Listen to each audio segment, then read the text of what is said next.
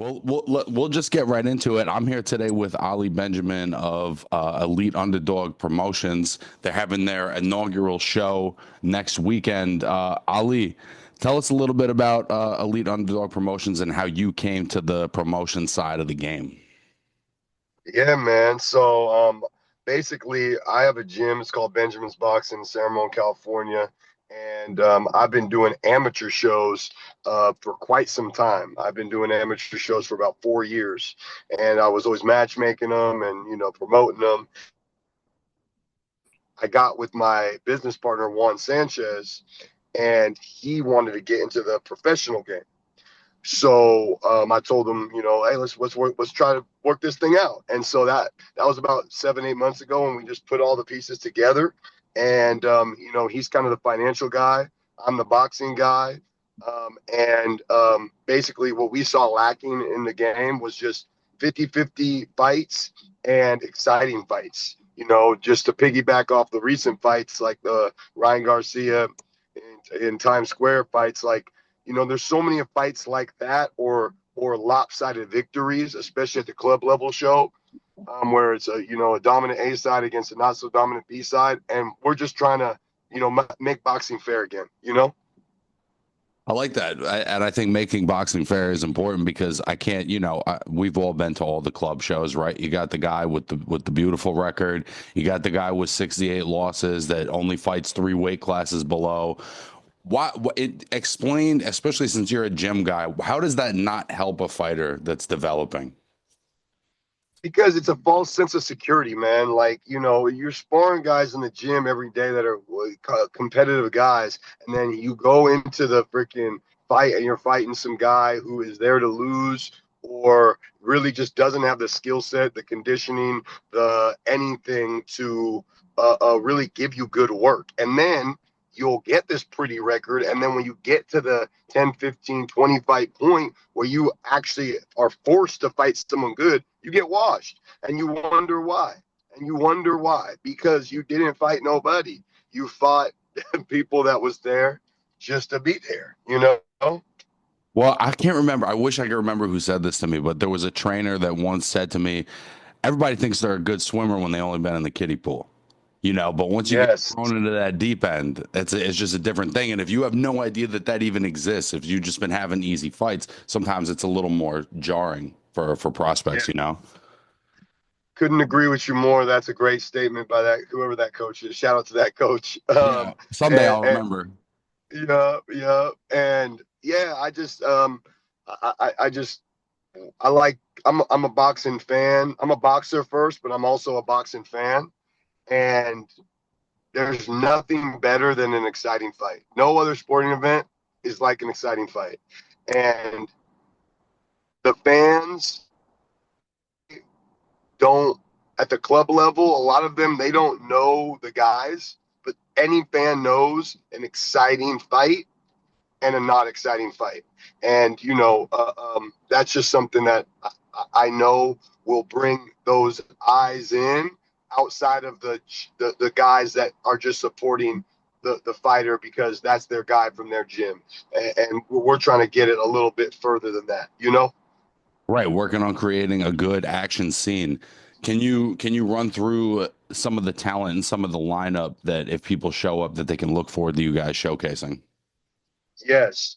So our main event is Gabriel Garcia. He's an undefeated pro out of the Bay Area, Pittsburgh, California. Out of, by this gym's called Lions Den, and he's fighting Armando Frosto out of Texas. A tough journeyman type guy. This is going to be the toughest fight of Gabe's career. Gabe has done training camps with Robert Garcia down there in Southern Central Cal, and this is going to be a real tough fight for him. That's the main event, and then co-main is a guy at my gym, Kyle Akinlali. He's a Filipino kid with an amazing fan base and an exciting fighter, combination puncher. Really good speed, amateur pedigree, been boxing since he was 6, 8 years old, and now he's 21. And he's taken on another local guy, Rodolfo Molina, who also kind of came up in the amateurs at the same time as Kyle, but they never ran into each other. So, but they have heard about each other, know about each other. And so it's one of those fights where, Kyle's going to be tested. Now he's 4-0 with 2 KOs. So he's getting into that place where he's stepping up the competition. And then I'd say the fight of the night is going to be most likely Mikey the Bull Portales, who's also out of Benjamin's Boxing, against Alton Wiggins. Both of these guys are coming off of losses. Mikey's 3-3-1. Alton's 1-1-1. And they both are kind of at that point where if they want to get that better shot at a more national show, they got to get some wins and they got to get in the right direction. And Mikey styles pressure. Just to tell you a little bit about Mikey, he was 300 pounds 3 years ago, and he fights at 154 now. He's, a kid who's just been through hell and back, homeless as a youth, like the whole story, and the way he lost weight, he just dogged it out, and how he fights, he just dogs it out. And then Alton is more of a slick boxer, but came later to boxing, so definitely got some rust or whatever you want to call it on him. Not a blue chipper by any means, but definitely a guy with some skills. So that should be a dope fight.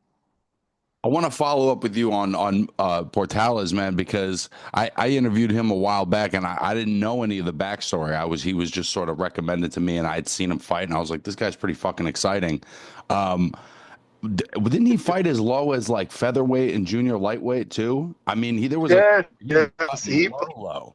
He fought at 38, man, and what we learned going that low with him, it was just he was not himself in the ring. His losses, every coach, every fighter gonna say this, but his losses really were depletion, man. They're depletion. When you're a pressure fighter and you need to go, you can't be depleted. So as a team, we made a decision to go up a little higher because all his best performances and the way that we see him in sparring, it's just much better. He's a little higher, and he doesn't have to cut enormous amounts of weight when it comes down to the fight, Well, he's a very exciting guy. I just think his story in and of itself, of being 300 pounds. Yes. I mean, he sent me a video when I interviewed him. He was like, "This is me 16 months ago," and I was like, "It's hard to believe. Truly, it's an amazing story." Yeah, it's hard to believe. Tell me a little bit more about Gabriel Garcia. He's been out of action for the first part of this year. Hasn't fought since last August. Can you speak on a little bit why he's been inactive and what fans can expect from him in this one? Yes, absolutely. Gabe Garcia, he was in a transition between gyms. He was going back to his home gym of Lions Den from Robert Garcia Gym.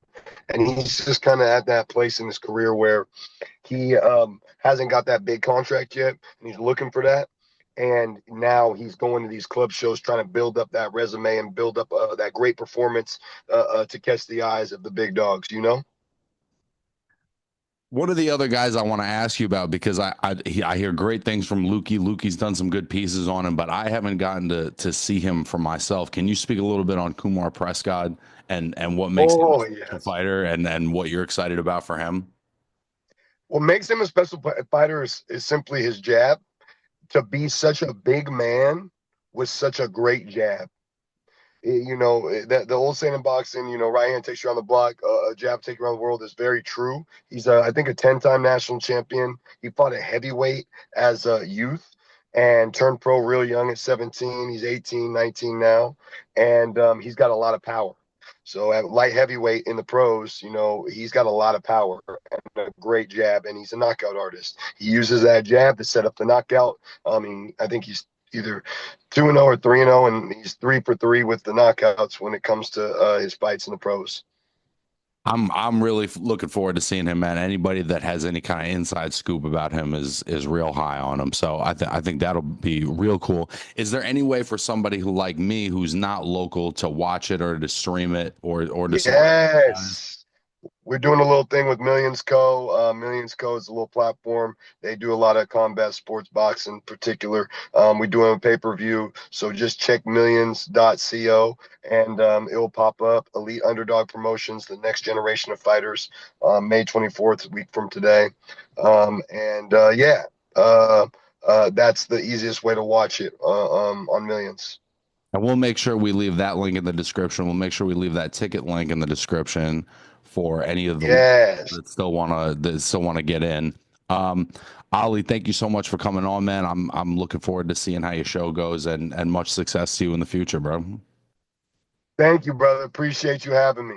Absolutely, anytime, man.